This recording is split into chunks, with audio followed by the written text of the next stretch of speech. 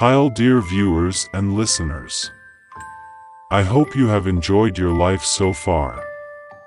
Today, I am with you with the second part of the story of the Little Prince. Don't forget to subscribe and activate the bell before starting. Let's go to start the second part.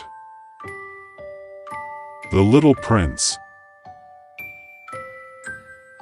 It took me a long time to learn where he came from.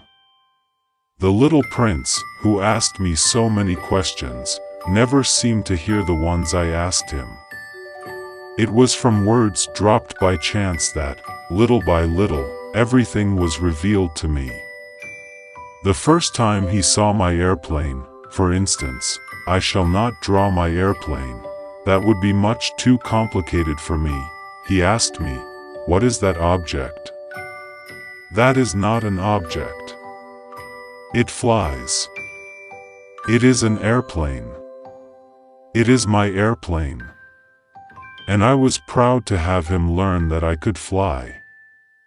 He cried out, then, "What? You dropped down from the sky?" "Yes," I answered, modestly. "Oh. That is funny." And the little prince broke into a lovely peal of laughter, which irritated me very much. I like my misfortunes to be taken seriously. Then he added, "So you, too, come from the sky. Which is your planet?" At that moment I caught a gleam of light in the impenetrable mystery of his presence, and I demanded, abruptly, "Do you come from another planet?" But he did not reply. He tossed his head gently, without taking his eyes from my plane. "It is true that on that you can't have come from very far away." And he sank into a reverie, which lasted a long time.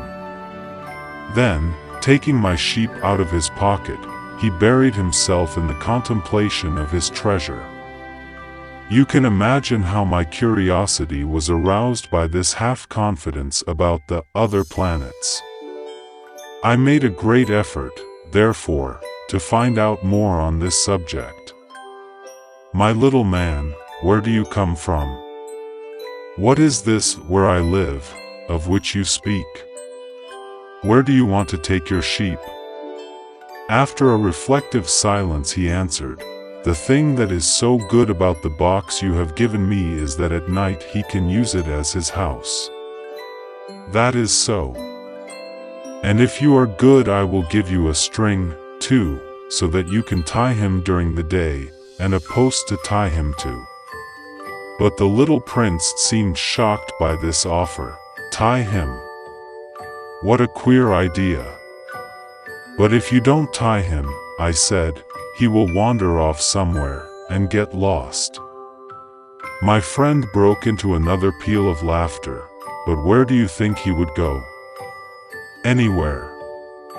Straight ahead of him." Then the little prince said, earnestly, "That doesn't matter. Where I live, everything is so small." And, with perhaps a hint of sadness, he added, "Straight ahead of him, nobody can go very far." I had thus learned a second fact of great importance. This was that the planet the little prince came from was scarcely any larger than a house. But that did not really surprise me much.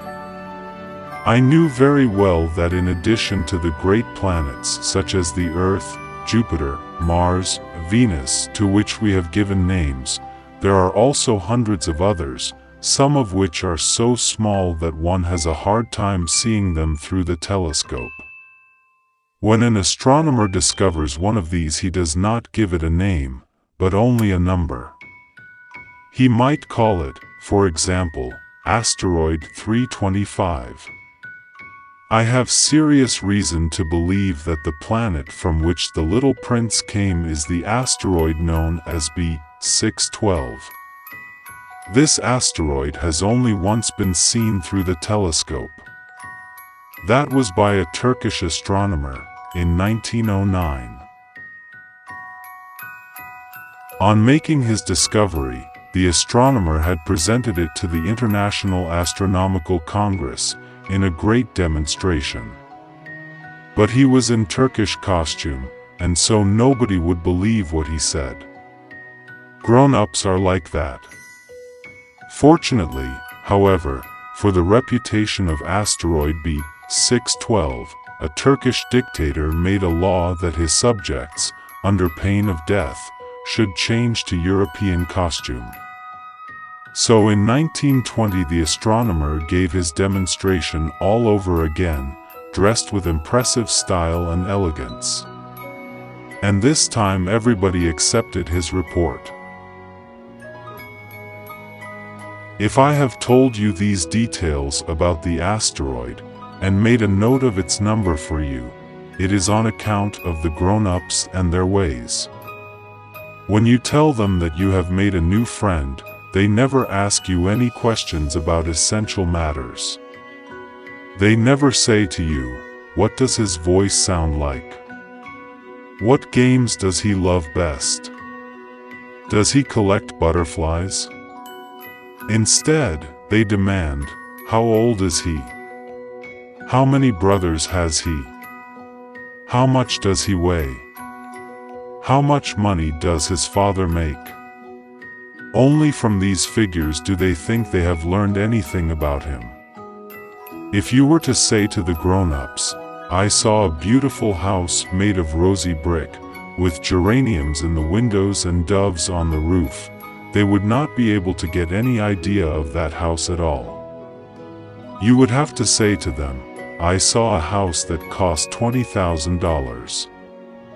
Then they would exclaim, "Oh, what a pretty house that is." Just so, you might say to them, "The proof that the little prince existed is that he was charming, that he laughed, and that he was looking for a sheep. If anybody wants a sheep, that is a proof that he exists." And what good would it do to tell them that? They would shrug their shoulders, and treat you like a child. But if you said to them, "The planet he came from is asteroid B612, then they would be convinced, and leave you in peace from their questions. They are like that. One must not hold it against them. Children should always show great forbearance toward grown-up people. But certainly, for us who understand life, figures are a matter of indifference. I should have liked to begin this story in the fashion of the fairy tales. I should have liked to say, "Once upon a time there was a little prince who lived on a planet that was scarcely any bigger than himself, and who had need of a sheep." To those who understand life, that would have given a much greater air of truth to my story. For I do not want anyone to read my book carelessly. I have suffered too much grief in setting down these memories. 6 years have already passed since my friend went away from me, with his sheep. If I try to describe him here, it is to make sure that I shall not forget him. To forget a friend is sad. Not everyone has had a friend. And if I forget him, I may become like the grown-ups who are no longer interested in anything but figures.